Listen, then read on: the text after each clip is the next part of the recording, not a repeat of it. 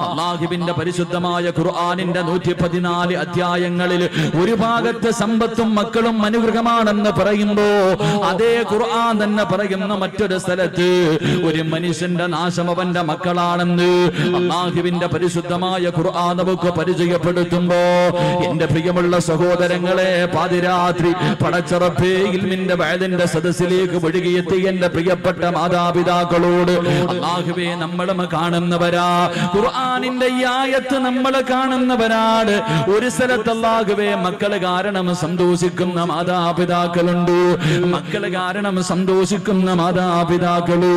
എങ്കിലും മറു സൈഡിൽ ചില മാതാപിതാക്കളുണ്ടല്ലോ, ചില മക്കൾ അല്ലാഹുവേ, ചില ഉമ്മയും വാപ്പയും അല്ലാഹുവിനോട് ദുആ ചെയ്യുന്ന പടച്ചുറപ്പേ എന്റെ പൊന്നുമോന് ദീർഘായുസ് കൊടുക്കണേ അല്ലാ, എന്റെ പൊന്നുമോന് ആഫിയത്ത് കൊടുക്കണേ അല്ലാ. രാവിലെ വീട്ടിൽ നിന്ന് ഇറങ്ങിപ്പോയ തന്റെ പൊന്നാര മകന് വീട്ടിലേക്ക് മടങ്ങി വരുന്നത് വരെ ഒരു സമാധാനമില്ലാതെ പടച്ചവനെ ഒന്നിരിക്കാൻ കഴിയാതെ ഉറക്കം വരാതെ മാതാപിതാക്കള് തന്റെ പൊന്നുമക്കളെ കാത്തിരിക്കുമ്പോ എന്റെ പ്രിയമുള്ളവരെ മറ്റൊരു ഭാഗം നോക്കുമ്പോ അല്ലാഹുവേ മാതാപിതാക്കള് പടച്ച റബ്ബിനോട് ചോദിക്കുന്നു, അല്ലാ എന്തിനാ പടച്ചവനെ ഇങ്ങനെ ഒരുത്തനെ തന്നത്, എന്തിനാ പടച്ചവനെ? അല്ലാഹുവേ ഉമ്മയും വാപ്പയും അല്ലാഹുവോട് തന്നെ ചോദിക്കുകയാ, എന്തിനാ അല്ലാ ഇങ്ങനെ ഒരുത്തനെ എനിക്ക് തന്നത്? രാവിലെ വീട്ടിൽ നിന്നിറങ്ങി പോകുന്ന പൊന്നുമോര് അവൻ മരിച്ചു പോകണമെന്ന് ആഗ്രഹിക്കുന്ന മാതാപിതാക്കളുണ്ടല്ലോ. അല്ലാഹുവേ പടച്ചവനെ മക്കള് നന്നാകണമെന്ന് ആഗ്രഹിക്കുന്ന, തന്റെ മക്കള് നന്നാകണമെന്ന് ദുആ ചെയ്യേണ്ട നാവ് കൊണ്ട് ഇവൻ നശിച്ചു പോകട്ടെ, ഇവൻ മുടിഞ്ഞു പോകട്ടെ എന്നല്ലാഹുവേ തന്റെ മക്കൾക്കെതിരെ ദുആ ചെയ്യുന്ന മാതാപിതാക്കളുമുണ്ട്. എന്റെ പ്രിയമുള്ള സഹോദരങ്ങളെ, അങ്ങനെയുള്ള ഒരു കാലഘട്ടത്തിലൂടെ കടന്നു പോകുമ്പോ മാതാപിതാക്കൾക്ക് ഒരു വിലയും നൽകാത്ത മക്കളുടെ കാലമാണല്ലോ. പടച്ചവനെ പണം കിട്ടിക്കഴിയുമ്പോ, സൗന്ദര്യമുള്ള ഒരു പെണ്ണിനെ കിട്ടിക്കഴിയുമ്പോ അല്ലാഹുവേ പോറ്റി വളർത്തിയ മാതാപിതാക്കളെ വീട്ടിൽ നിന്ന് അടിച്ചിറക്കുന്ന മക്കളുണ്ടല്ലോ, മാതാപിതാക്കളോട് മിണ്ടാത്ത മക്കളുണ്ടല്ലോ, രോഗം പിടിച്ച ഉമ്മാനെ ചാക്കിൽ കെട്ടിയിട്ട് റോഡിന്റെ സൈഡിൽ കൊണ്ടുവന്ന് തെള്ളുന്ന മക്കളുടെ കാലമല്ലേ. എന്റെ പ്രിയമുള്ളവരെ, സ്കൂളിൽ പഠിക്കുന്ന യുവതലമുറയുണ്ടല്ലോ, തന്റെ കൂട്ടുകാരോട് പ്രായമുള്ള ഉമ്മയെ കാണിച്ചിട്ട് പ്രായമുള്ള വാപ്പയെ കാണിച്ചിട്ട് ഇതെന്റെ മാതാപിതാക്കളാണെന്ന് പറയാ മക്കള് മടിക്കുന്ന ഒരു കാലത്തുകൂടെ കടന്നു പോകുമ്പോ എന്റെ പ്രിയമുള്ളവരെ, നമ്മളെല്ലാവരും ഏറ്റവും കൂടുതൽ കേട്ട ഒരു ചരിത്രമുണ്ട്. ഈ കഴിഞ്ഞ വലിയ പെരുന്നാളിന് നമ്മളെല്ലാവരും ഒരു കുടുംബത്തെ കുറിച്ച് കേട്ടു. അല്ലാഹുവേ ഏത് കുടുംബത്തെ കുറിച്ചെന്നറിയുമോ? പരിശുദ്ധമായ മക്കയിലേക്ക് കോടാനുകോടി ലക്ഷക്കണക്കിന് ജനങ്ങള് അല്ലാഹുവിന്റെ ഭവനത്തിലേക്ക് പോയിട്ട് തിരിച്ചു വരുമ്പോ ഒരു കുടുംബത്തെ ഓർക്കാതെ ഒരു മനുഷ്യനും തിരിച്ചു വരാൻ കഴിയില്ല. അല്ലാഹുവിന്റെ മക്കയിലേക്ക് പരിശുദ്ധ കഅബയിലേക്ക് ചെന്നിട്ട് ഒരു വാപ്പയെയും ഉമ്മയെയും മകനെയും കുറിച്ച് ചിന്തിക്കാതെ അവര് തന്നെയാണല്ലോ, അവരുടെ സ്മരണ തന്നെയാണല്ലോ ഇബ്രാഹിം നബിയെയും ഹാജറ ബീബിയെയും ഇസ്മായിൽ നബിയെയും ഈ ഭാര്യ ഭർത്താവിനെയും മകനെയും ഓർക്കാതെ ഒരു മനുഷ്യനും മക്കയിൽ നിന്ന് മടങ്ങി വരാൻ കഴിയില്ലല്ലോ. എന്റെ പ്രിയമുള്ളവരെ, അല്ലാഹുവിന്റെ ഖുർആൻ പറഞ്ഞ മക്കളാരെന്നറിയുമോ? അല്ലാഹുവിന്റെ പരിശുദ്ധമായ ഖുർആൻ ഒരു മകനെ കുറിച്ച് പറഞ്ഞു തരികയാ. പാതിരാത്രി ഒരുമിച്ച് കൂടി എന്റെ പ്രിയമുള്ള ഉപ്പമാരോട് ഉമ്മമാരോട് എന്റെ പ്രിയപ്പെട്ട മാതാപിതാക്കളോട് ചെറുപ്പക്കാരോട്, മക്കളെ ഖുർആൻ പറഞ്ഞ മകനേതെന്നറിയുമോ? എന്റെ പ്രിയമുള്ളവരെ, അല്ലാഹുവിന്റെ ഖുർആൻ പറയുന്നു, ഇന്നല്ലാഹ ഇസ്തഫാ ലി ആദമ വനൂഹ വആല ഇബ്രാഹീം. അല്ലാഹുവിന്റെ പരിശുദ്ധമായ ഖുർആൻ പറയുന്നു, ആദം നബി അലൈഹിസ്സലാമിനെ അല്ലാഹു തിരഞ്ഞെടുത്തു, നൂഹ് നബി അലൈഹിസ്സലാമിനെയും അല്ലാഹു തിരഞ്ഞെടുത്തു. എന്നിട്ട് അല്ലാഹു പറഞ്ഞു വആല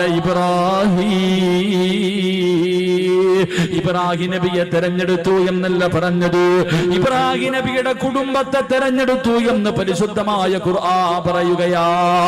ഏത് കുടുംബമെന്നറിയുമോ? എന്റെ പ്രിയമുള്ളവരെ, ആരാണ് ഇബ്രാഹിം നബി എന്നറിയുമോ? ഇബ്രാഹിം നബിയുടെ ചരിത്രം ഈ മുസ്ലിമീങ്ങൾക്ക് മറക്കാൻ കഴിയില്ലല്ലോ.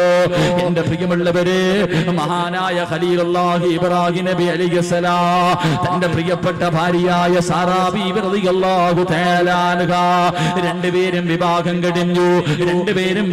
കഴിഞ്ഞു. ഒരുപാട് നാളുകളായി മക്കളില്ല, രണ്ടുപേർക്കും പ്രായമായിരിക്കുകയാണ്. ആ സമയത്ത് ഇബ്രാഹിം നബി അല്ലാഹുവിനോട് ദുആ ചെയ്യുകയാ, മക്കളെ കിട്ടാൻ ദുആ ചെയ്യുകയാണ്. എന്നിട്ടും മക്കളെ കിട്ടാതെ വന്നപ്പോ തന്റെ പ്രിയപ്പെട്ട ഭാര്യയായ സാറാ ബീവി റളിയല്ലാഹു തആല അൻഹ അവന്റെ ഭർത്താവായ ഇബ്രാഹിം നബിയോട് അവിടുന്ന് പറയുന്നു, നബിയേ, ഇനി ഞാൻ പ്രസവിക്കുമെന്ന് തോന്നുന്നില്ല നബിയേ, എനിക്കൊരുപാട് പ്രായമായല്ലോ, അതുകൊണ്ട് നിങ്ങൾ മറ്റൊരു വിവാഹം കഴിക്കണം നബിയേ. ഒരു ഭാര്യ ഭർത്താവിനോട് മറ്റൊരു വിവാഹം കഴിക്കാൻ പറയുകയാ. ഇബ്രാഹിം നബിയോട് പറഞ്ഞു, നിങ്ങൾ മറ്റൊരു വിവാഹം കഴിക്കണം. ആ വിവാഹത്തിലൂടെ ഒരു കുഞ്ഞുണ്ടായാ അത് എന്റെ കുഞ്ഞ് തന്നെയല്ലേ നബിയേ, എനിക്കവനെ സ്നേഹിക്കാൻ കഴിയുമല്ലോ. ഇബ്രാഹിം നബി തന്റെ പ്രിയപ്പെട്ട ഭാര്യയോട് പറഞ്ഞു, സാറാ, എങ്കിൽ നീ തന്നെ ഒരു പെണ്ണിനെ കാണിച്ചതാ. ആരെയാണ് ഞാൻ വിവാഹം കഴിക്കേണ്ടത്? നീ തന്നെ കാണിച്ചതാ സാറാ. സാറാ ബീവി റളിയല്ലാഹു തആല അൻഹ ഒരു പെണ്ണിനെ കാണിച്ചു കൊടുക്കുകയാ. ആരെയാ കാണിച്ചു കൊടുത്തത്? മഹദി ഹാജറാ. ഹാജറാ ബീവി റളിയല്ലാഹു തആല അൻഹയെ കാണിച്ചു കൊടുക്കുകയാണ്. എന്റെ പ്രിയമുള്ളവരെ, ചരിത്രമറിയാ, ഇബ്രാഹിം നബി ഹാജറാ ബിയെ വിവാഹം കഴിച്ചു. അവിടെ നിന്നൊരു കുഞ്ഞു ജനിക്കുകയാണ്, ഒരു പൊന്നുമോന് ജനിക്കുകയാണ്. ഇസ്മായിൽ എന്ന് പേരിടുകയാ. അല്ലാഹുവേ, തന്റെ പ്രിയപ്പെട്ട ഭാര്യ പ്രസവിച്ച് തന്റെ ചോര കുഞ്ഞിനെയും കെട്ടിപ്പിടിച്ചു കൊണ്ടിരിക്കുമ്പോ അതാ വരുന്നു ഇബ്രാഹിം നബി. വന്നിട്ട് പറയുന്നു, ഹാജറാ, യാത്രയ്ക്ക് പോകാൻ തയ്യാറെടുത്തോ. പ്രസവിച്ച് കിടക്കുന്ന ഭാര്യയോട് പറയുകയാണ്, ചോര കുഞ്ഞിനെയും എടുത്തിട്ട് യാത്രയ്ക്ക് തയ്യാറെടുത്തോ. ഹാജറ ചോദിച്ചു, എവിടേക്കാണ് പോകുന്നതെന്ന് ചോദിച്ചില്ല.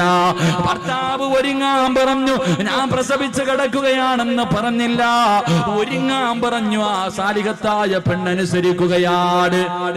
ഭർത്താവ് ഒരുങ്ങാൻ പറഞ്ഞു, ആ പെണ്ണൊരുങ്ങുകയാണ്. തന്റെ ചോര കുഞ്ഞിനെ എടുത്തു. അല്ലാഹുവേ, ഇബ്രാഹിം നബി അലൈഹിസ്സലാം കടന്നു പോവുകയാണ്. അവസാനം യാത്ര ചെയ്ത് മക്കയിലെത്തിയിട്ട് പടച്ചവനെ, സഫാ മർവ എന്ന് പറയുന്ന രണ്ട് മലകളുണ്ടല്ലോ. അല്ലാഹുവേ, ജനവാസമില്ലാത്ത ഒരു പറവ് പോലും പറക്കുന്ന പോകാത്ത ഒരു പറവ് പോലും ഇല്ലാത്ത ഒരു മനുഷ്യനില്ലാത്ത രണ്ട് മലകൾക്ക് നടുവിൽ തന്റെ പ്രിയപ്പെട്ട ഭാര്യയെയും ചോര കുഞ്ഞിനെയും അതാ ഇബ്രാഹിം നബി ഇറക്കി വിട്ടിട്ട് കുടിക്കാനുള്ള വെള്ളവും കഴിക്കാനുള്ള കാരക്കയും കയ്യിലേക്ക് വെച്ചു കൊടുത്തിട്ട് ഇബ്രാഹിം നബി അലൈഹിസ്സലാം തിരിച്ചു നടക്കുകയാ. സാറാ ബീവി ഇങ്ങനെ അതാ ഹാജറാ ബീവി അത്ഭുതത്തോടെ നോക്കുകയാണ്. തന്റെ പ്രിയപ്പെട്ട ഭർത്താവ് ചോദിക്കുന്നതിനൊന്നും മറുപടി പറയാതെ മിണ്ടാതെ നടന്നു പോവുകയാ. ഹാജറാ ബീവി ചോദിച്ചു, നബിയേ, അല്ലാഹുവിന്റെ കൽപ്പനയാണോ അതോ സ്വന്തം തീരുമാനമാണോ? ആ സമയത്തിന്റെ പ്രിയമുള്ളവരെ, ഹാജറാ ബീവി റളിയല്ലാഹു തആല അൻഹയോട് അവിടുന്ന് പറഞ്ഞ മറുപടി എന്തെന്നറിയുമോ? അവിടുന്ന് പറയുന്നു, ഹാജറാ, ഇത് എന്നെ പടച്ച റബ്ബിന്റെ തീരുമാനമാ ഹാജറാ. തന്റെ തോരക്കുഞ്ഞിനെ നെഞ്ചിലേക്ക് ചേർത്ത് പിടിച്ചിട്ട് ചിരിക്കുന്ന മുഖത്തോടെ ഹാജറ പറഞ്ഞു, ഹസ്ബുനല്ലാഹ്, ഹസ്ബുനല്ലാഹ്, എങ്കിലും നിങ്ങൾ സന്തോഷത്തോടെ പൊക്കോ. എന്നെയും എന്റെ കുഞ്ഞിനെയും നോക്കാൻ അല്ലാഹുവിനറിയാ, എന്നെയും എന്റെ കുഞ്ഞിനെയും നോക്കാൻ അല്ലാഹുവിനറിയാ. എന്റെ പ്രിയമുള്ളവരെ, ഇബ്രാഹിം നബി നടന്നു പോവുകയാ. കൊല്ലങ്ങൾ കഴിഞ്ഞു. ഇസ്മായിൽ നബി അലൈഹിസ്സലാം വളരുകയാണ്. ഇസ്മായിൽ നബി അലൈഹിസ്സലാം വളരുകയാണ്. വാപ്പ ഇടയ്ക്കിടയ്ക്ക് വരാറുണ്ട്. അങ്ങനെ വളർന്ന് ചരിത്രം പറയുന്നു. അവസാനം ഇബ്രാഹിം നബി അലൈഹിസ്സലാം മടങ്ങി വരികയാ. തന്റെ പ്രിയപ്പെട്ട ഭാര്യയുടെ മുന്നില്, മകന്റെ മുന്നിലേക്ക് അതാ വർഷങ്ങൾ കഴിഞ്ഞു മടങ്ങി വന്നു. ഇബ്രാഹിം നബി അലൈഹിസ്സലാം അതാ തന്റെ മകന്റെ കൂടെ കൂടിയിട്ട് വല്ലാത്ത സന്തോഷമാ. വാപ്പയും മകനും ഇങ്ങനെ സന്തോഷത്തോടെ കഴിയുന്നത് കണ്ടപ്പോ ഇബ്രാഹിം നബി അലൈഹിസ്സലാം ഇസ്മായിൽ നബിക്ക് 10 വയസ്സിന്റെ താഴെയാണ് പ്രായം. ചരിത്രം പറയുകയാ. എന്റെ പ്രിയമുള്ളവരെ, ഒരു ദിവസം രാവിലെയുണ്ടല്ലോ, ഇബ്രാഹിം നബി തന്റെ പൊന്നുമോന്റെ കയ്യിൽ പിടിച്ചിട്ട് ചോദിക്കുന്നു, മോനെ ഇസ്മായിലേ, അല്ലാഹു പറഞ്ഞിരിക്കുകയാ നിന്നെ അറുത്തു കൊടുക്കാൻ. ഇന്നലെ വാപ്പ ഒരു സ്വപ്നം കണ്ട പൊന്നുമോനെ, അല്ലാഹു നിന്നെ അറുത്തു കൊടുക്കാൻ അല്ലാഹു പറഞ്ഞിരിക്കുകയാ. നിന്റെ അഭിപ്രായം എന്താണെന്ന് വാപ്പ തന്റെ പൊന്നുമകനോട് ചോദിക്കുമ്പോ ആ മകൻ വാപ്പയുടെ കയ്യിൽ പിടിച്ചിട്ട് ചിരിക്കുന്ന മുഖത്തോട് അവിടെന്ന് പറഞ്ഞ മറുപടി അല്ലാഹുവിന്റെ ഖുർആൻ പറയുകയാണ്, ഇഫ്അൽ മാ തുമർ സതജിദുനി ഇൻഷാ അല്ലാഹ്. വാപ്പയോട് തന്റെ പൊന്നാര 10 വയസ്സിന്റെ താഴെ മാത്രം പ്രായമുള്ള പൊന്നുമൂര് അവിടെന്ന് ചിരിച്ചുകൊണ്ട് പറയുന്നു, വാപ്പാ അല്ലാഹുവിന്റെ കൽപ്പന അനുസരിക്കണേ വാപ്പാ, അല്ലാഹു പറയുന്നത് അനുസരിക്കുക വാപ്പാ, വിധിയുണ്ടെങ്കിൽ നാളെ സ്വർഗത്തിൽ വെച്ച് കാണാ. തന്റെ വാപ്പയെ വല്ലാതെ അത്ഭുതപ്പെടുത്തുകയാണ്. എന്റെ പ്രിയമുള്ള പെങ്ങളെ, തിന്ന വാപ്പയുടെ കയ്യിൽ പിടിച്ചിട്ട് തന്റെ പൊന്നുമോനെ അറുക്കുന്നതിന് വേണ്ടി വാപ്പ തയ്യാറെടുക്കുമ്പോ, തന്റെ പൊന്നുമോനെ അറുക്കുന്നതിന് വേണ്ടി വാപ്പ തയ്യാറെടുക്കുമ്പോ ആ പൊന്നുമോൻ ഉപ്പയുടെ കയ്യിൽ പിടിച്ചിട്ട് പറഞ്ഞു, ഉപ്പാ എനിക്ക് 4 വസിയ്യത്തുണ്ട് വാപ്പാ. ആ 10 വയസ്സിന്റെ താഴെ മാത്രം പ്രായമുള്ള പൊന്നുമോനോട് വാപ്പ ചോദിച്ചു, എന്തേ മോനെ, എന്തേ നിനക്ക് അവസാനമായി വസിയ്യത്ത് ചെയ്യാനുള്ളത്? അവിടുന്ന് പൊന്നുമോൻ ഉപ്പാരോട് പറയുന്ന, ഉപ്പാ എന്നെ മലർത്തി കിടത്തിയിട്ട് കഴുത്തില് കത്തിവെച്ചറുക്കല്ലേ, എന്നെ കമഴ്ത്തി കിടത്തിയിട്ട് എന്റെ പിരടിയിലെ കത്തിവെച്ചറുക്കാൻ പാടുള്ളൂ. അത്ഭുതത്തോടെ ഇബ്രാഹിം നബി ചോദിച്ചു, മോനെ കാരണമെന്തേ? അവിടുന്ന് പറഞ്ഞു കൊടുത്തു, വാപ്പാ നിങ്ങളെ എനിക്ക് വല്ലാത്ത ഇഷ്ടമാ, എന്നെ നിങ്ങൾക്ക് വല്ലാത്ത ഇഷ്ടമാണ്. അറുക്കുന്നതിന് വേണ്ടി കഴുത്തിലേക്ക് കത്തികിടത്ത് വെക്കുമ്പോ എന്റെ മുഖമെങ്ങാണം കണ്ട നിങ്ങളെ കൊണ്ടറുക്കാ കഴിയില്ല വാപ്പാ, അല്ലാഹുവിന്റെ കൽപ്പന അനുസരിക്കാ കഴിയില്ല. അതുകൊണ്ട് എന്നെ കമഴ്ത്തി കിടത്തിയിട്ട് പിരടിയില് കത്തിവെച്ചറുക്കാൻ പാടുള്ളൂ. രണ്ടാമതായി പറഞ്ഞു കൊടുക്കുന്നു, വാപ്പാ എന്റെ കയ്യും കാലും കെട്ടിയിടണേ വാപ്പാ, എന്റെ കയ്യും കാലും കെട്ടിയിടണം. എന്തിനാ മോനെ, എന്തിനാ മോനെ? വാപ്പാ നിങ്ങൾ എന്റെ കഴുത്തിൽ കത്തിവെച്ചറക്കുമ്പോ എനിക്ക് വല്ലാതെ വേദനിക്കുമല്ലോ. എന്റെ കൈകാലുകൾ ഇട്ടടിച്ചാ ഉപ്പയുടെ കൈവിറയ്ക്കും ഉപ്പാ, നിങ്ങളെ കൊണ്ടറുക്കാൻ കഴിയില്ല. മൂന്നാമതായിട്ട് പറയുന്ന, ഉപ്പാ ഞാൻ ധരിച്ചിരിക്കുന്ന എന്റെ വസ്ത്രം എന്റെ ഉമ്മാനെ കാണിക്കല്ലേ, എന്റെ ഉമ്മാനെ സഹിക്കൂല, എന്റെ ഉമ്മാടെ മനസ്സ് വേദനിക്കും. നാലാമതായിട്ട് ഇസ്മായിൽ എന്ന ചെറിയ പയ്യന് വാപ്പയോട് പറഞ്ഞു കൊടുക്കുകയാണ്, വാപ്പാ എന്നെ അറുത്തിട്ട് നിങ്ങൾ തിരിച്ചു പോകുമ്പോ എന്റെ ഉമ്മയോട് എന്റെ സലാം പറയടേ, എന്റെ ഉമ്മാനെ നാളെ സ്വർഗത്തിൽ വെച്ച് കാടാമെന്ന് ഞാൻ പറഞ്ഞു എന്ന് പറയണേ എന്ന് അറുക്കാൻ കൊണ്ടുപോകുന്ന വാപ്പയോടൊരു പൊന്നുമോ പറഞ്ഞു കൊടുത്ത ചരിത്രം കേൾക്കുമ്പോ ഏതൊരു വാപ്പയുടെയും മനസ്സിന്റെ ഉള്ളില്, ഏതൊരു ഉമ്മയുടെയും മനസ്സിന്റെ ഉള്ളില് അറിയാതെ ദുആ ചെയ്യുന്നു, അല്ലാ ഇതുപോലെ ഒരു മകന്, ഇതുപോലെ ഒരു കുഞ്ഞിന് എനിക്ക് നീ തരണേ അല്ലാ. അറിയാതെ റബ്ബിനോട് ദുആ ചെയ്യുമല്ലോ. അതുകൊണ്ട് എന്റെ പ്രിയമുള്ളവരെ റസൂലുള്ളാഹി പറയുകയാ, എപ്പോഴും ദുആ ചെയ്യുന്നവരാണല്ലോ. അല്ലാഹുവിന്റെ റസൂൽ പറയുകയാണ്, സാലിഹായ മക്കളെ നമുക്ക് വേണം, നന്മയുള്ള മക്കളെ നമുക്ക് വേണം, നമ്മളെ സ്നേഹിക്കുന്ന മക്കളെ നമുക്ക് വേണം, നമുക്ക് ദുനിയാവിലും ആഖിറത്തിലും ഉപകരിക്കുന്ന മക്കളെ നമുക്ക് വേണം. നമ്മുടെ മയ്യത്ത് കുളിപ്പിക്കാൻ അറിയുന്ന, മയ്യത്ത് നമസ്കരിക്കാൻ അറിയുന്ന, ഖബറിന്റെ ചാരത്ത് വന്ന് ദുആ ചെയ്യുന്ന അല്ലാഹുവിന്റെ പ്രവാചകൻ അവിടെന്ന് പറഞ്ഞു കൊടുത്തു, സഹാബാ ഒരു മനുഷ്യന് മരണപ്പെട്ട 3 കാര്യങ്ങള് പ്രയോജനം ചെയ്യൂ എന്ന് അഷ്റഫുൽ ഖൽഖ് നബി മുഹമ്മദ് മുസ്തഫ സല്ലല്ലാഹു അലൈഹി വസല്ലം അള്ളാന്റെ റസൂല് പറഞ്ഞു, ഒരു മനുഷ്യൻ മരണപ്പെട്ടാൽ മൂന്ന് കാര്യങ്ങളെ പ്രയോജനം ചെയ്യൂ. ഒന്ന്, ആ മനുഷ്യൻ ചെയ്ത സൽക്കർമ്മം. രണ്ട്, ആ മനുഷ്യൻ കൊടുത്ത സദക്കയുണ്ടല്ലോ. മൂന്ന്, മക്കളുടെ പ്രാധാന്യം മനസ്സിലാക്കാൻ, മക്കളുടെ വില മനസ്സിലാക്കണമെങ്കിൽ അള്ളാന്റെ റസൂല് പറഞ്ഞ ഈ ഒരേ ഒരു ഹദീസ് മതി.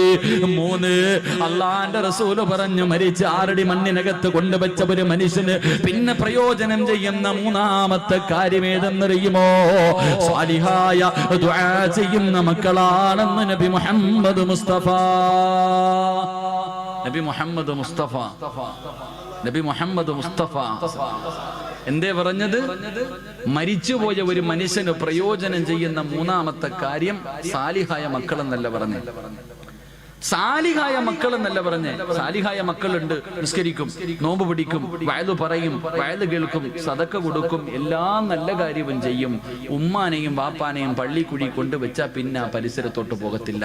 ഇങ്ങനെയുള്ള മക്കളെ കിട്ടിയിട്ട് വല്ല പ്രയോജനമുണ്ടോ? ഇങ്ങനെയുള്ള മക്കളെ കിട്ടിയിട്ട് പ്രയോജനമില്ല. വാപ്പയും ഉമ്മയും മരിച്ചു കഴിഞ്ഞാൽ പിന്നെ കഴിഞ്ഞു, കുഴിച്ചിട്ട് കഴിഞ്ഞാൽ അവരോടുള്ള ബന്ധം കഴിഞ്ഞു. അങ്ങനെയല്ല. റസൂലുള്ള പറഞ്ഞു, സ്വാലിഹായ ദുആ ചെയ്യുന്ന മക്കൾ, സാലിഹായ മരിച്ചുപോയവരുടെ ഖബറിന്റെ ചാരത്ത് ചെന്ന് പൊട്ടിക്കരഞ്ഞ് ദുആ ചെയ്യുന്ന മക്കൾ, അതാണ് മക്കളെന്ന് നബി മുഹമ്മദ് മുസ്തഫ. നബി മുഹമ്മദ് മുസ്തഫ. അള്ളാഹു അങ്ങനെയുള്ള മക്കളിൽ എന്നെയും നിങ്ങളെയും ഉൾപ്പെടുത്തി അനുഗ്രഹിക്കുമാറാകട്ടെ. അള്ളാഹു അങ്ങനെയുള്ള മക്കളെ നമുക്ക് നൽകി അനുഗ്രഹിക്കുമാറാകട്ടെ. ആദ്യം അങ്ങനെയുള്ള മക്കളാകണം ഞാനും നിങ്ങൾ. ഇപ്പം ചോദിക്കും, നിങ്ങളൊക്കെ വളർന്നു, നിങ്ങൾക്ക് മക്കളായി, പക്ഷെ നിന്റെ ഉമ്മയ്ക്കും ബാപ്പയ്ക്ക് നീ എത്ര വളർന്നാലും മക്കൾ തന്നെയല്ലേ? എത്ര വളർന്നാലും നിന്റെ മാതാപിതാക്കൾക്ക് നീ മക്കളാണ്. അപ്പം നീയും നന്നാകണം, നിന്റെ മക്കളും നന്നാകണം. അള്ളാഹു നമ്മളെല്ലാവരെയും നന്നാക്കി തരുമാറാകട്ടെ. അള്ളാഹു നമ്മളൊക്കെ സാലിഹ്യങ്ങളിൽ പെടുത്തുമാറാകട്ടെ. സ്വാലിഹായ മക്കളാകാൻ ആഗ്രഹമുള്ളവരെന്ന് കൈവക്കിക്കും. സാലിഹായ മക്കള് അൽഹംദുലില്ലാഹ്, പെണ്ണുങ്ങളൊന്നും പൊക്കൂല, വേറെ വല്ല കാര്യത്തിലും ഇപ്പൊ ചാടി കയറി എഴുന്നേറ്റ് നിന്നേ. നീ സാലിഹായ നിനക്കുള്ള, നീ ചെയ്ത നിന്റെ മക്കൾ നിന്നോട് ചെയ്യും, നീ ചെയ്തില്ലേ നിന്റെ മക്കളും അത് തന്നെ കാണിക്കും. അള്ളാഹു നമ്മളൊക്കെ സാലിഹ്യങ്ങളിൽ പെടുത്തുമാറാകട്ടെ. സാലിഹായ മക്കളെ കിട്ടണമെങ്കിൽ വെറുതെ കിട്ടൂല. സാലിഹായ മക്കളെ കിട്ടണമെങ്കിൽ വെറുതെ കിട്ടൂല. സാലിഹായ മക്കളെ കിട്ടണമെങ്കിൽ ചില കാര്യങ്ങൾ ചെയ്യണമെന്ന് അള്ളാഹുവിന്റെ വിശുദ്ധ ഖുർആൻ. അള്ളാഹു പഠിക്കാൻ ഭാഗ്യം നൽകി അനുഗ്രഹിക്കുമാറാകട്ടെ. ചില കാര്യങ്ങൾ ഖുർആൻ പറയുന്നുണ്ട്. ആ പറയുന്ന കാര്യങ്ങൾ ചെയ്താലേ നമുക്ക് നല്ല മക്കളെ കിട്ടത്തുള്ളൂ. അള്ളാഹു അങ്ങനെയുള്ള മക്കളിൽ പെടുത്തുമാറാകട്ടെ. അള്ളാഹു പഠിക്കാനുള്ള ഭാഗ്യം നൽകി അനുഗ്രഹിക്കുമാറാകട്ടെ. എൻ്റെ പ്രിയമുള്ള സഹോദരങ്ങളെ, സാലിഹായ മക്കളെ കിട്ടണമെങ്കിൽ ഒന്ന്, എല്ലാവരും നേരെ ഇരിക്കും. എല്ലാവരും നേരെ ഇരുന്നേ. ചെളിയിലായിരിക്കുന്നത്, കാല് പൊതയണ്ട. എല്ലാവരും നേരെ ഇരിക്കും. ഇങ്ങനെ ചാരി ഇരിക്കുമ്പോൾ ഉറക്കം വരും. ഇങ്ങനെ ചാരി ഇരിക്കുമ്പോൾ ശൈത്താൻ അടുത്ത് വന്നിട്ട് അളിയാ ഉറങ്ങടാന്ന് ഇങ്ങനെ തടകുക. ഓനിങ്ങനെ തടകി ഉറക്കാൻ നടക്കുക. ഓനിപ്പോ ഏറും കൊണ്ടിട്ട് വെറുതെ നടക്കുക. ഈ 28 ലക്ഷം ഹാജിമാരെങ്ങാണ്ട് ഈ വർഷമുണ്ട്. എല്ലാരും കൂടെ എറിഞ്ഞെറിഞ്ഞവന്റെ ഊപ്പാട് വന്നിരിക്കുക. എല്ലാരും കൂടെ പോയി കിടന്നിട്ട് ജംറയിലും അള്ളാഹു 7 കല്ല് വെച്ച് 21 കല്ല് ഒരു ദിവസം. എന്തോ ഏറെന്ന് പറഞ്ഞ ഓരോ മനുഷ്യന്റെ ഏറ്. ചില പാകിസ്ഥാനികളൊക്കെ ചെരുപ്പാ എറിയുന്ന ഊരിയിട്ട് ശൈത്താനെ. അതാ മനസ്സിലാക്കേണ്ടത്. ശൈത്താൻ ചിലരുടെ ഏറ് കാണുമ്പോ നമ്മൾ ഏറ്റവും കൂടുതൽ ഈ സെൽഫിയുടെ കാലമാണല്ലോ. ജംറയിൽ ഇങ്ങനെ കല്ലെറിയ, ശൈത്താനെ കല്ലെറിയുന്ന സമയത്ത് ഒരുത്തൻ ഒരു സെൽഫി, ശൈത്താനോടൊപ്പം ഒരു സെൽഫി പത്രത്തിലൊക്കെ ഉണ്ടായിരിക്കും. കല്ലെറിയുമ്പോഴും സെൽഫി. ഓനെ നോക്കിയിട്ട് ശൈത്താൻ ചിരിക്ക, എടാ നീ എന്നെ എറിയുന്നു, നീ നിന്നെ തന്നെ എറിയടാ എന്നാ ചിന്തിക്കണേ. അപ്പൊ അതുകൊണ്ട് ഇങ്ങനെയുള്ള സദസ്സിൽ വന്നിരുത്തിയിട്ട് നമ്മളെ ഉറക്കാൻ അവൻ പരിശ്രമിക്കും. ഉറങ്ങണ്ട, ഉറങ്ങാനൊരു ഭാഗ്യം വേണം. ഇല്ലേ ഉസ്താദ്, സ്വർഗത്തിരുന്ന് ഉറങ്ങാനൊരു യോഗം വേണ്ടേ? ശരി, അള്ളാഹു നമുക്ക് കയ്യുമാ നൽകി അനുഗ്രഹിക്കുമാറാകട്ടെ. അതുകൊണ്ട് സാലിഹായ മക്കളെ കിട്ടണമെങ്കിൽ ഒന്ന് ഖുർആൻ പറയാം. അള്ളാഹുവിന്റെ പരിശുദ്ധമായ ഖുർആൻ പറയുന്ന സ്വാലിഹായ മക്കളെ കിട്ടണമെങ്കിൽ ഒന്ന്. എന്റെ പ്രിയമുള്ള സഹോദരങ്ങളെ, ഒരു മനുഷ്യൻ ഒരു കൃഷി ചെയ്യാൻ തീരുമാനിച്ചു. കൃഷി ചെയ്യാൻ ഒരാള് തീരുമാനിക്കുമ്പോ ഇന്ന സ്ഥലത്ത് കൃഷി ചെയ്താൽ വിളവ് കിട്ടുമെന്ന് ഉറപ്പുള്ള സ്ഥലത്തല്ലേ കൃഷി ചെയ്യാറുള്ളൂ? ഇല്ലേ മനുഷ്യന്മാരെ പറ. ഇവിടെ കൃഷി ഇറക്കിയാൽ വിളവ് കിട്ടുമെന്ന് ഉറപ്പുള്ള സ്ഥലത്തെ ഒരാൾ കൃഷി ചെയ്യത്തുള്ളൂ.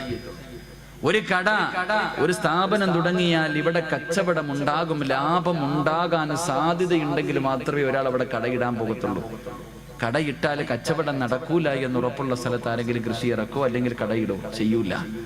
എങ്കിൽ അല്ലാഹുവിന്റെ പരിശുദ്ധമായ ഖുർആൻ പറയുകയാണ്, സ്വാലിഹായ മക്കളെ കിട്ടണമെങ്കിൽ ഒന്നാമതായി ഖുർആൻ പറയുകയാ, വൽ ബലദു തയ്യിബു യഖ്റുജു നബാതുഹു ബിഇദ്നി റബ്ബി വല്ലദീ ഖബസു ലഹാ യഖ്റുജു ഇല്ലാ നക്ദാ. വിവാഹം കഴിക്കാത്ത എന്റെ പ്രിയപ്പെട്ട ചെറുപ്പക്കാരെ നല്ലതുപോലെ കേൾക്കണേ. അല്ലാഹുവിന്റെ ഖുർആൻ പറയുകയാണ്, പെണ്ണെന്ന് പറഞ്ഞാൽ ആരെന്നറിയുമോ? നിസാഉകും ഹർസുൽ ലക്കും ഫഅതു ഹർസകും. മോനെ, പെണ്ണെന്ന് പറഞ്ഞാൽ നിന്റെ കൃഷിയിടമാണ്. പെണ്ണെന്ന് പറഞ്ഞാൽ നിന്റെ കൃഷിയിടമാണ്. അതുകൊണ്ട് നീ നല്ല കൃഷിയിടത്തിൽ വിളവിറക്കിയാലേ നിനക്കും നല്ല വിളവ് കിട്ടൂ എന്ന് പരിശുദ്ധ ഖുർആൻ. അല്ലാഹു പറയുകയാണ്, നല്ല കൃഷിയിടത്തിൽ കൃഷി ഇറക്കിയാ നിനക്ക് നല്ല വിളവ് കിട്ടും. മോശമായ പറമ്പിൽ നീ കൃഷി ഇറക്കിയാ നീ ഉദ്ദേശിക്കുന്ന വിളവ് നിനക്ക് കിട്ടൂല എന്ന് ഖുർആൻ പറയുമ്പോ, എന്റെ പ്രിയമുള്ള മുസ്ലിമേ, സ്വാലിഹായ ദുനിയാവിലും ആഖിറത്തിലും ഉപകരിക്കുന്ന മക്കളെ നിനക്ക് കിട്ടണമെങ്കിൽ അല്ലാഹുവിന്റെ പരിശുദ്ധമായ ഖുർആൻ പറയുകയാ, മോനെ, റോഡിന്റെ ഓരത്ത് നിന്ന് പുഞ്ചിരിക്കുന്നവളെ കെട്ടല്ലേ, കണ്ടവളമാരെ കെട്ടല്ലേ. അള്ളാന്റെ ഖുർആൻ പറയുകയാണ്, നല്ല പെണ്ണിനെ വിവാഹം കഴിക്കണേ, നല്ല പെണ്ണിനെ വിവാഹം കഴിക്കണേ. നല്ല ഉമ്മയുടെ വയറ്റിലെ നല്ല മക്കള് ജനിക്കാറുള്ളൂ. നല്ല ഉമ്മയ്ക്ക് നല്ല മക്കള് പിറക്കാറുള്ളൂ. അള്ളാഹുവേ, നല്ല വാപ്പയ്ക്ക് നല്ല മക്കള് ജനിക്കൂ എന്ന് അള്ളാഹുവിന്റെ പരിശുദ്ധമായ ഖുർആൻ പരിചയപ്പെടുത്തുമ്പോ, എന്റെ പ്രിയമുള്ളവരെ, നല്ല ഉമ്മമാർക്ക് നല്ല മക്കള് ജനിക്കൂ. അള്ളാഹുവിന്റെ റസൂൽ അതുകൊണ്ടാ പറഞ്ഞത്, എന്റെ പ്രിയമുള്ളവരെ, നല്ല ഉമ്മയുടെ വയറ്റിൽ എത്രയോ നല്ല മക്കള് ജനിച്ചതിന്റെ ചരിത്രം നമുക്ക് കാണാൻ കഴിയും. എന്റെ പ്രിയമുള്ളവരെ, കേട്ടതാണെങ്കിലും ഒരു ചരിത്രം ഞാൻ പറഞ്ഞു തരാ. ഒരു നല്ല വാപ്പയ്ക്കും ഉമ്മയ്ക്കും ജനിച്ചവരെ പൊന്നുമോനെ കുറിച്ച് പറഞ്ഞു തരട്ടെ. മഹാനായ സാബിത്ത് ഇബ്നു ഇബ്രാഹിം എന്ന് പറയുന്ന ഒരു ചെറുപ്പക്കാരനുണ്ടല്ലോ. കാണാൻ എന്ത് സുന്ദരനെന്നറിയുമോ? വല്ലാതെ യുവത്വത്തിന്റെ നടുവിലൂടെ നടന്നു പോകുന്ന ഒരു ചെറുപ്പക്കാരനാ. പക്ഷേ പടച്ചവനെ വല്ലാത്ത പേടിയാ. അല്ലാഹുവിനെ പേടിച്ച് ജീവിക്കുന്നവനാണ്. പടച്ചവനെ വിശപ്പ് സഹിക്കാൻ കഴിയാതെ വീട്ടിൽ കിടന്നിട്ട് ഉറക്കം വരുന്നില്ല. അവിടെ നിന്ന് മുണ്ട് മുറുക്കി ഇവിടെ കെട്ടിയ ചെറുപ്പക്കാരൻ ഇറങ്ങി നടക്കുകയാണ്. അവസാനം നടന്ന് ഒഴുക്കമുള്ള ഒരു പുഴയുടെ ചാരത്ത് പോയി തളർന്നു കിടക്കുകയാ. ഒരു പുഴയുടെ ചാരത്ത് പോയി തളർന്നു കിടക്കുകയാണ്. അങ്ങനെ വിശപ്പ് സഹിക്കാൻ കഴിയാതെ തളർന്നു കിടക്കുമ്പോ വെള്ളത്തിലൂടെ ഒരു ആപ്പിൾ ഇങ്ങനെ ഒഴുകി വരികയാ. വെള്ളത്തിലൂടെ ഒരു ആപ്പിൾ ഇങ്ങനെ ഒഴുകി വരികയാണ്. സാബിത്ത് ഇബ്നു ഇബ്രാഹിം എന്ന് പറയുന്ന ചെറുപ്പക്കാരൻ ആപ്പിളങ്ങ് കാണുമ്പോ വിശപ്പിന്റെ കാഠിന്യത്താൽ അറിയാതെ അതങ്ങെടുത്ത് കഴിക്കുകയാണ്. പടച്ചവനെ, ആപ്പിളങ്ങ് ആർത്തിയോടെ തിന്നുകയാണ്. തന്റെ ആമാശയത്തിലേക്ക് ആപ്പിളിന്റെ ഒരൽപ്പം തന്റെ വയറിന്റെ ഉള്ളിലേക്ക് കടന്നു ചെന്നപ്പോ വിശപ്പിനൽപ്പം ശമനം കിട്ടിയപ്പോ ആ ചെറുപ്പക്കാരൻ ചിന്തിച്ചു, അല്ലാ, ഇതാരുടേതാണെന്നറിയില്ലല്ലോ പടച്ചവര്. ഹറാമ് തിന്നുപോയല്ലോ, ഹറാമന്റെ വയറ്റിൽ പെട്ടുപോയല്ലോ, എന്റെ ദുനിയാവും ആഖിറവും നഷ്ടപ്പെട്ടു പോയല്ലോ. പടച്ചവനെ, എന്റെ അമലുകളൊന്നും സ്വീകരിക്കില്ലല്ലോ. ഞാൻ മരിച്ചാ നരകത്തിലാണല്ലോ. കയ്യിൽ പകുതി ആപ്പിൾ പിടിച്ചിട്ടൊരു ചെറുപ്പക്കാരൻ പുഴയുടെ ചാരത്ത് നിന്ന് തലയിലൂടെ മണ്ണ് വാരിയിട്ടിട്ട് പൊട്ടിക്കരയുകയാ. അല്ലാഹുവേ, സമാധാനമില്ല. എല്ലാവരും നോക്കുമ്പോ പൊട്ടിക്കരഞ്ഞുകൊണ്ട് എന്റെ നാശമേ എന്ന് വിളിച്ചുകൊണ്ട് ആ ഒഴുക്കുള്ള പുഴയ്ക്കെതിരായി നടക്കുകയാണ്. ആ പുഴയുടെ ചാരത്തുകൂടെ നടക്കുകയാ. എല്ലാവരും അത്ഭുതത്തോടെ നോക്കുന്ന ഒരു പ്രാന്തനെ പോലെ, അതാ തലയ്ക്ക് ബോധമില്ലാത്തവരെ പോലെ പൊട്ടിക്കരഞ്ഞുകൊണ്ട് അല്ലാഹുവേ കരഞ്ഞുകൊണ്ട് പോവുകയാണ്. ഈ ചെറുപ്പക്കാരെ കിലോമീറ്ററുകളോളം നടക്കുകയാ. അവസാനം ഒരു ആപ്പിള് തോട്ടം കണ്ടു. ആ തോട്ടത്തിൽ നിന്നാണ് ആപ്പിള് വെള്ളത്തിലേക്ക് വീണതെന്ന് മനസ്സിലാക്കി പൊട്ടിക്കരഞ്ഞുകൊണ്ട് തോട്ടത്തിനകത്തേക്ക് കടന്നു ചെല്ലുകയാ. ഒരു മനുഷ്യനകത്ത് നിൽക്കുന്നു, കരഞ്ഞുകൊണ്ട് പറഞ്ഞു, എനിക്കൊന്ന് പൊരുത്തം തരുമോ? ഞാൻ അറിയാതെ വിശപ്പിന്റെ കാഠിന്യത്താൽ ഒരാപ്പിളിന്റെ പകുതി ഞാൻ കടിച്ചുപോയി. ആ വീടാ തോട്ടത്തിലിരിക്കുന്ന മനുഷ്യൻ പറയുന്നു, സാബിത്ത്, ഞാൻ ഇതിന്റെ മുതലാളിയല്ല, ഞാൻ ഇവിടത്തെ തൊഴിലാളിയാണ്. എന്റെ മുതലാളിയുടെ വീടെത്തണമെങ്കിൽ 3 ദിവസം രാപ്പകല് നടന്നാലേ എന്റെ യജമാനന്റെ വീട്ടിലെത്തൂ. സാബിത്ത് പറഞ്ഞു, 3 അല്ല 300 കൊല്ലം നടക്കേണ്ടി വന്നാൽ നടക്കാൻ ഞാൻ തയ്യാറാ. കാരണം എനിക്ക് റബ്ബിന്റെ മുന്നിൽ അല്ലാഹുവേ ഒരു പാവിയെ പോലെ നിൽക്കാൻ വയ്യ. അവസാനം യജമാനന്റെ വീട് പറഞ്ഞു കൊടുത്തു. അതാ നടക്കുകയാണ്. 3 ദിവസം രാവും പകലും നടന്നു. അവസാനം ആ തോട്ടത്തിന്റെ യജമാനന്റെ വീടിന്റെ മുന്നിലെത്തി. ഓടിച്ചെന്ന് പൊട്ടിക്കരഞ്ഞുകൊണ്ട് പറയുന്നു, എനിക്കൊന്ന് പൊരുത്തം തരുവോ? നിങ്ങളുടെ ആപ്പിള് ഞാൻ കടിച്ചുപോയി, എനിക്കൊന്ന് പൊരുത്തം തരുവോ? ആ പ്രായമുള്ള മനുഷ്യൻ പറഞ്ഞു, സാബിത്തേ, നിന്റെ ആമാശയത്തിലേക്ക് കടന്നുപോയാ ആ പകുതി ആപ്പിളിന് ഞാൻ പൊരുത്തപ്പെട്ടു തരണമെങ്കിൽ എനിക്കൊരു കണ്ടീഷൻ ഉണ്ട്. എന്ത് കണ്ടീഷനും ഞാൻ തയ്യാറാണ്. സാബിത്ത് ചോദിച്ചു, എന്ത് കണ്ടീഷനാണ്?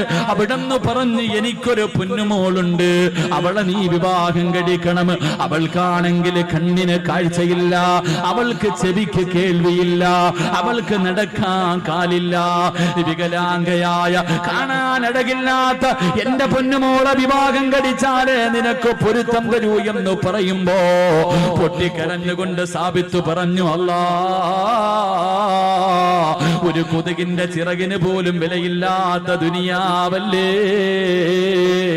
എന്തിനും ഞാൻ തയ്യാറാ. അവസാനം കണ്ണില്ലാത്ത, കണ്ണ് കാണാത്ത, ചെവി കേൾക്കാത്ത, കാലില്ലാത്ത, കാണാ സുന്ദരിയല്ലാത്ത, ഒരിക്കൽ പോലും കണ്ടിട്ടില്ലാത്ത പെണ്ണിനെ വിവാഹം കഴിക്കുകയാണ്. റബ്ബേ, വിവാഹം കഴിഞ്ഞു. മണിയറയ്ക്കകത്തേക്ക് കടന്നു ചെല്ലുമ്പോ സുബ്ഹാനല്ലാഹ്, കാണാനഴകുള്ള ഒരു സുന്ദരിയായ പെണ്ണ് മണിയറയ്ക്കകത്ത് ഒരുങ്ങിയിരിക്കുകയാ. സാബിത്ത് ചോദിച്ചു, എന്റെ ഭാര്യ എവിടെ? കണ്ണ് കാണാത്ത, ചെവി കേൾക്കാത്ത, സൗന്ദര്യമില്ലാത്ത, കാലിന് സ്വാധീനമില്ലാത്ത എന്റെ ഭാര്യ എവിടെ എന്ന് ചോദിക്കുമ്പോ ആ പെണ്ണ് കയ്യിൽ പിടിച്ചിട്ട് പറഞ്ഞു, സാബിത്തേ, ഞാനാണ് നിന്റെ ഭാര്യ, ഞാൻ തന്നെയാണ് നിങ്ങളുടെ ഭാര്യ. എന്റെ ഉപ്പ എന്റെ കണ്ണിന് കാഴ്ചയില്ലെന്ന് പറയാനുള്ള കാരണം എന്തെന്നറിയുമോ? ജനിച്ചതിന് ശേഷം, എനിക്ക് ഓർമ്മ വെച്ചതിന് ശേഷം അല്ലാഹു കാണല്ലേ എന്ന് പറഞ്ഞ ഒരു കാര്യവും എന്റെ കണ്ണുകൊണ്ട് ഞാൻ കണ്ടിട്ടില്ല സാബിത്ത്. ഹറാമിന്റെ കണ്ണുകൊണ്ട് കണ്ടിട്ടില്ല, ഹറാമിന്റെ ചെവി കൊണ്ട് കേട്ടിട്ടില്ല, ഒരുത്തനെയും ഫോൺ വിളിച്ചിട്ടില്ല, ഒരു വികാരമുണ്ടാകുന്ന ഒരു മോശമായ സംസാരവും എന്റെ ചെവി കൊണ്ട് ഞാൻ കേട്ടിട്ടില്ല. മൂന്നാമതായിട്ട് ആ പെണ്ണ് പറയുകയാ, അല്ലാഹു പോകരുതേ എന്ന് പറഞ്ഞ ഒരു സ്ഥലത്തേക്ക് എന്റെ ഈ കാലുകൊണ്ട് എന്ന് ഞാൻ നടന്നു പോയിട്ടില്ല. അതുകൊണ്ടാണ് എന്റെ വാപ്പ ഇങ്ങനെ പറഞ്ഞെന്ന് പറയുമ്പോ, എന്റെ പ്രിയമുള്ളവരെ, പെണ്ണെന്ന് പറഞ്ഞാൽ ഇങ്ങനെയാ, ഒരു പെണ്ണെന്ന് പറഞ്ഞാൽ ഇങ്ങനെയാണ്. വെള്ളത്തിലൂടെ ഒഴുകി വന്ന ആപ്പിളെടുത്ത് കടിച്ചിട്ട് പൊരുത്തം ചോദിക്കാൻ പോയ ചെറുപ്പക്കാരൻ, ഈ വാപ്പയ്ക്കും ഉമ്മയ്ക്കും ഒരു മകൻ ജനിച്ചു, ഈ വാപ്പയ്ക്കും ഉമ്മയ്ക്കും ഒരു മകൻ ജനിച്ചു. ഇവരുടെ കൃഷിയിടത്തിൽ ഒരു വിളവ് കിട്ടി. ആ വിളവിന്റെ പേരെന്തെന്നറിയുമോ? മഹാനായ ഇമാമുനാ അബൂ ഹനീഫ. ആ കൃഷിയിടത്തിലെ വിളവാണ് അബൂ ഹനീഫ റഹ്മഹുല്ലാഹ് എന്ന് ചരിത്രം പഠിപ്പിക്കുകയാണ്. ആ കൃഷിയിടത്തിൽ നിന്ന് കിട്ടിയ വിളവാണ് മഹാനായ ഇമാമുന അബൂ ഹനീഫത്തുൽ കൂഫി റഹ്മഹുല്ലാഹ്. അല്ലാഹു ഈമാൻ നൽകി അനുഗ്രഹിക്കുമാറാകട്ടെ. അതുകൊണ്ട് നല്ല പെണ്ണിനെ വിവാഹം കഴിക്ക്. അതുകൊണ്ടാ റസൂലുള്ളാഹ് പറഞ്ഞത്, ഫളുഫറു ബിദാത്തിദ്ദീൻ, നീ ദീനുള്ള പെണ്ണിനെ വിവാഹം കഴിക്കണേ എന്ന് നബി മുഹമ്മദ് മുസ്തഫ. നബി മുഹമ്മദ് മുസ്തഫ, നബി മുഹമ്മദ് മുസ്തഫ. അതുകൊണ്ടാണ് റസൂലുള്ള പറഞ്ഞത്, ദീനുള്ളവളെ കെട്ടണം, കണ്ടവളെ കെട്ടരുത്. ഇന്നിപ്പോ ദീൻ ആരും നോക്കാറില്ലല്ലോ. വേറെ 3 കാര്യങ്ങളാ നോക്കണം. പണം ഉണ്ടോന്ന് നോക്കും, പണമുണ്ടോ എന്ന് നോക്കും.